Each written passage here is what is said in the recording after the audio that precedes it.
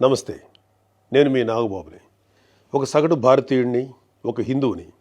అదేంటి మీరంతా నాస్తికుడు అనుకుంటున్న నాగబాబు హిందువుని అంటున్నాడని అనుకుంటున్నారా?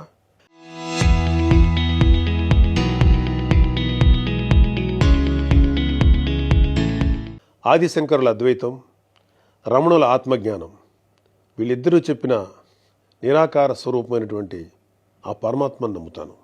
హిందువు అనేది ఒక నమ్మకమో ఒక మతమో కాదు, ఇది ధర్మం, మన జీవన విధానం. అవివేకుల్ని అజ్ఞానుల్ని ఎడ్యుకేట్ చేసేలా చెప్పాలంటే ఇది ఒక జియోగ్రాఫికల్ ఐడెంటిటీ కూడా. ఆసేతు హిమాచలం నుంచి హిందూ మహాసాగరం వరకు ఈ పుణ్యభూమిలో పుట్టిన ప్రతి ఒక్కడూ హిందువే. ఈ దేశంలో, ఈ ధర్మంలో చార్వాకులు కూడా చోటుంది. కాబట్టి నేను నికార్సైన హిందువుని.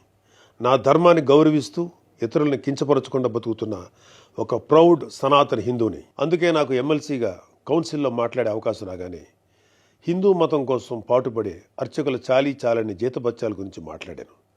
మరి వైసీపీ నాయకుల సంగతి ఏంటంటారు? రండి చూద్దాం.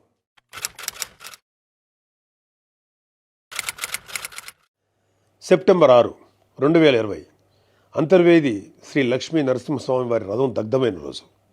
రాష్ట్ర వ్యాప్తంగా ఉన్న హిందువులందరి మనోభావాలు దెబ్బతిన్న రోజు. అప్పటి వైసీపీ ప్రభుత్వం ప్రతిపక్షాల ఒత్తిడికి తలొగ్గి కేసుని సిబిఐకి అప్పచెప్తామని చెప్పింది. కట్ చేస్తే 2023లో ఒక హిందూ హక్కుల యాక్టివిస్టు ఆర్టీఐ వేశాడు. దానికి సిబిఐ ఏం సమాధానం చెప్పిందో తెలుసా? అసలు ఈ కేసు మేము టేకప్పే చేయలేదని చెప్పారు. మసిపూసి మారేడికాయ చేయడంలో ఎక్స్పర్ట్స్ అయినటువంటి ఒక్క వైసీపీ నాయకుడైనా దీని మీద మీడియాలో మళ్ళీ మాట్లాడడం చూసారా? అయినా వీళ్ళకి అవతల వాళ్ళ పర్సనల్ జీవితాల మీద ఉన్న ఇంట్రెస్ట్ మన హిందూ దేవాలయాల మీద ఎక్కడ ఉంటుంది?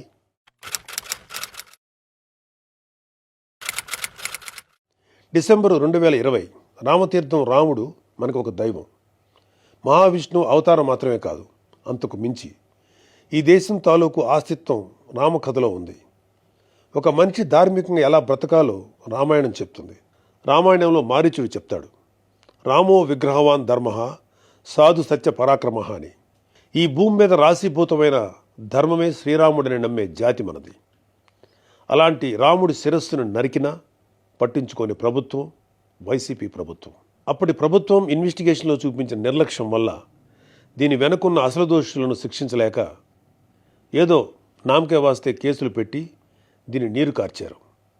అయినా మీకు మీ మంత్రులకి రిలీజ్ సినిమాలకు రివ్యూలు ఇవ్వడం మీద ఉన్న శ్రద్ధ రాముడి మీద ఎందుకు ఉంటుంది?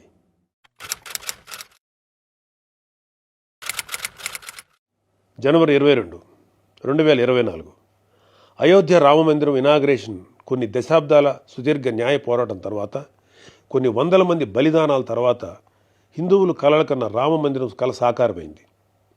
దేశమంతా ఒక పండగలాగా దీన్ని సెలబ్రేట్ చేసుకున్నారు. మన రాష్ట్రం నుంచి పవన్ కళ్యాణ్ గారు, చంద్రబాబు నాయుడు గారు కూడా వెళ్ళి అందులో పాలు పంచుకున్నారు. కానీ ఈరోజు హిందువుల మీద ఎక్కడ లేని ప్రేమ వలకపోస్తున్న వైసీపీ నాయకుడు గారు కనీసం ఫార్మాలిటీకైనా ఒక ట్వీట్ కానీ ఒక వీడియో బయట కానీ పెట్టారా? పోనీ మీ స్టాండ్ ఏంటో ఓపెన్గా ప్రజలకు చెప్పే దమ్ము అయినా మీకుందా? మీకు వ్యతిరేకించే ధైర్యం లేదు. అలా అని అభినందించే సంస్కారం అంతకంటే లేదు. వెరసి మీ మనసులో హిందువుల మీద కుళ్ళు కుతంత్రాలు తప్ప ఇంకేమీ లేవు. టీటీడీ భక్తులకి భగవంతుడిని దూరం చేసిన వైసీపీ పూట గడవని పేదవాడి దగ్గర నుంచి వజ్రాల కిరీటాలు చేయించే కోటీశ్వర్ల వరకు అందరి కోరిక ఒకటే. ఆ కలియుగ దైవమైన వెంకటేశ్వర స్వామివారి దర్శనం ఏడాదికి ఒకసారైనా చేసుకోవాలని. ఒక సామాన్య భక్తుడు నెల డబ్బులు కూడబెట్టుకుని మరి ఆయన చూడడానికి కొండ మీదకి వెళ్తాడు. అలాంటి కొండ మీద అకామిడేషన్ ఛార్జీలు మీరు ఒక్కసారి ఎలా పెంచుతారు? నందకం, పాంచజన్యం, కౌస్తుభం, ఒకలామాత గెస్ట్ హౌసుల్లో 500కి దొరికే రూమ్ని 1000కి ఎలా పెంచారు? నారాయణగిరి గెస్ట్ హౌస్లో 1700 రూపాయలు చేశారు. ఇది సామాన్యుణ్ణి భగవంతుడికి దూరం చేసే ప్రయత్నం కదా? నువ్వు ఎవరిని, అదే ఏం మాఫియాని సంతోషపెట్టడానికి ఇది చేసావో అర్థం కారంత అమాయకులు అనుకుంటున్నావా ప్రజలు? దర్శనాలు, సేవలు అయితే ఇంకా దారుణం. ఏదో కాయగూరల బేరం ఆడినట్టు 10,000 చెయ్యి, దీన్ని 5,000 చెయ్యంటూ ఎంత నిర్లక్ష్యంగా మీ సుబ్బారెడ్డి బోర్డు మీటింగ్లో మాట్లాడాడో మొత్తం రాష్ట్రం అంతా చూసింది. అంత చులకన మీకు హిందువులంటే. ఇకపోతే తిరుమల మీద నువ్వు చేసిన దోపిడీ అంతా ఇంతా కాదు. ఒకే ఒక ఉదాహరణ చెప్పాలంటే టీటీడీ కామన్ గుడ్ ఫండ్కి ఇచ్చే కాంట్రిబ్యూషన్ 2.5 కోట్లు ఉండేది.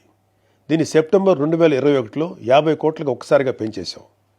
అసలు ఇక్కడే కాదు, ఎక్కడ కొండ కనపడినా గుండు కొట్టేయాలనుకోవడమేగా మన అలవాటు.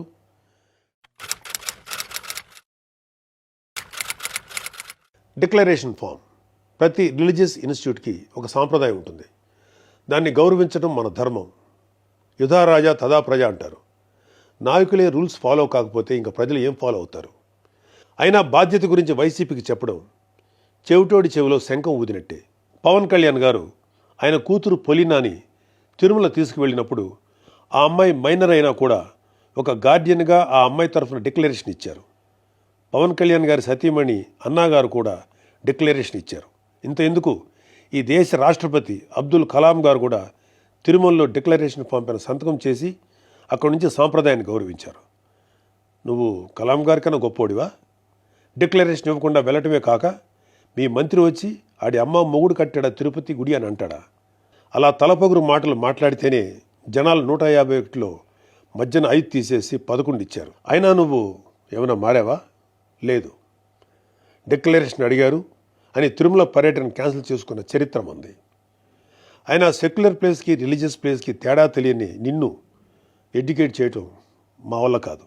ఇక ఫైనల్గా మన కల్తీ నెయ్యి వ్యవహారం గురించి చెప్పాలి. పాపం ఈరోజు డోస్ ఎక్కువైనట్లుంది, రేపు మాట్లాడుకుందాం. Stay tune. Local to global news at your finger tips. మీ చేతిలో ఒక ఆయుధం. Download Raw TV app. Media legend Ravi Prakash is back.